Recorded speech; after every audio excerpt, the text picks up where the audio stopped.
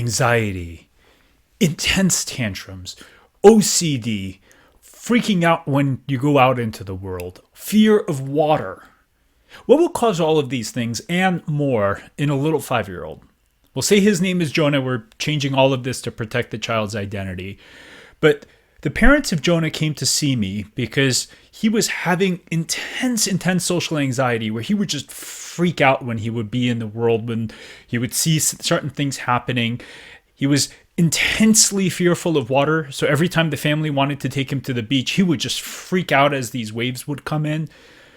Highly anxious child who would also have these epic tantrums and just meltdowns. And 5-year-olds, typically 2-year-olds, 3-year-olds, yeah, tantrums. 5-year-olds, not so much, right?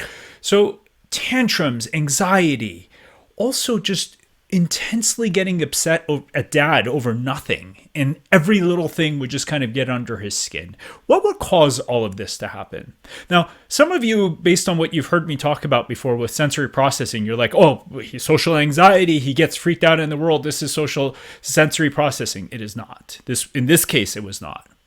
This kid was also having some abdominal pain. So every time he would eat sugar, he would get abdominal pain, and it was happening approximately twice per week. So we were like, well, is it the gut? Is it not? Except it wasn't the gut. There was actually nothing going on with his gut. So what was it? What was going on with this kid that would cause him to have these meltdowns and anxiety and all of these things? Well, there was one thing that kind of tipped me off to this. And that was that despite having a really good night's rest, Jonah would wake up uber crabby in the mornings. And during the course of the day, he'd be okay. And then all of a sudden, in the late afternoons is when he was just kind of losing his mind. So mom literally was like staging her day to be like, okay, this is the hour of time or 2 or 3 hours of time that we're kind of good and we can go do stuff. And the rest of the time, he was just a hot mess. So she would just have him at home, kind of quiet, everything stable, no one bother him. The gut doesn't change in its activity over time. Sensory processing disorders don't change over time. The hormones, especially the adrenal hormones, change over time, right? Adrenal glands wake us up in the morning, so big burst, except when they don't work, what happens? We don't get that burst, so we're just super crabby, tired, irritable. They finally get going, so during the course of the day, we're actually doing okay, and then bam, 2 to 4 p.m., drop in cortisol, voila, crabbiness. So in this case, what I actually told mom is I think he actually has a little bit of a hormonal imbalance. Now, it wasn't just his adrenals, because there was another element. So children who just have adrenal issues, they typically have just a baseline crabbiness where they're just rigid and they're kind of reactive, but it's kind of static in that sense. And it does change over time. What we don't get with the adrenal glands is an element of OCD. So in the case of Jonah, when I really talked to the mom, I was just like, so what happens around the water? And she's like, yeah, he talks about the water is scary, and then he just keeps talking about it like he goes into a loop. This is something that's very common. Individuals that have thyroid imbalances have a weird state of OCD, and the way that OCD shows up is through this perseveration. It's a broken record. The mind just will not stop. And the same thought, boop, boop, boop, just keeps landing. And it just never ends.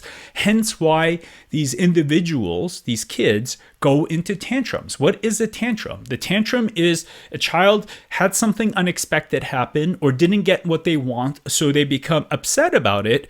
But instead of being upset about it for 2 minutes, they're upset about it for 30 minutes. Why? Because 30 minutes later, they're still thinking about the same damn thing that happened that caused them to get upset. Very specific pattern. So in the case of Jonah, what we did is we made a custom blend of plants. Some adrenal support, oat straw, and a few other plants to support the thyroid, and then a tiny bit of fig in this plant called Liffey tree, which kind of rebalanced the nervous system. That was 2% of the total mixture. We gave him a small amount of this, half a teaspoon or less, actually. And what was amazing, and this mom is just like, I can't believe this. 2 weeks later, moods, behaviors gone, to the point where I'm just like, you're kidding me, right?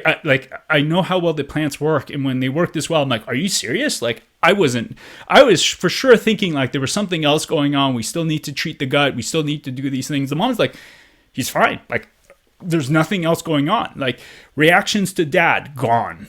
Fear of the ocean, like, still cautious, but now like they can actually go to the ocean. The kid will actually walk up to the water and be curious about it. He's not going to jump in, but he's not freaking out. Mom could take him out into the world, and he is a sensitive child. So he wasn't running into crowds. This is prior COVID. He wasn't running into crowds, but at the same time, he wasn't overwhelmed by the world. Why? Because that constant cyclical thinking calmed down, and he can actually be present without freaking out. His adrenal glands rebalance, so that baseline state of anxiety, the fight flight, kind of like calm down. Why? Because the nervous system actually paradoxically responds. Adrenal glands activity goes up, sympathetic tone comes down. Tired but wired. You know why they say that? Because when you're wired, your sympathetic nervous system is high. Tired because your adrenal gland activity is low. Flip that around, all of a sudden that baseline anxiety comes down. Part of why I love using the plants is because we can actually target mechanisms in this precise fashion. And the cool thing is plants are so absurdly safe. I mean, like, you can chug an entire bottle of a mixture minus diarrhea and abdominal pain, nothing happens.